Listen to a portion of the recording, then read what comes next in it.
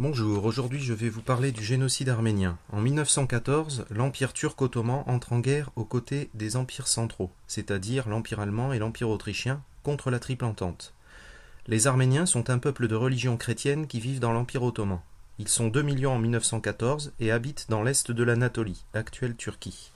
Le gouvernement ultranationaliste des jeunes Turcs, arrivé au pouvoir en 1908 dans l'Empire ottoman, décide de s'en prendre aux Arméniens, accusés de vouloir aider les Russes car ils sont chrétiens comme eux. En fait, les dirigeants des jeunes Turcs ne veulent plus qu'un seul peuple en Turquie, les Turcs musulmans.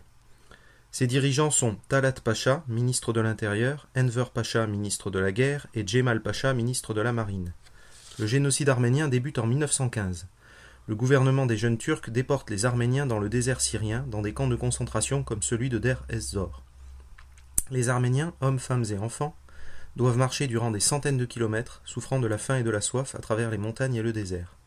Les hommes sont frappés ou même tués par les soldats et policiers turcs, mais aussi par des criminels relâchés de prison, et les femmes sont violées.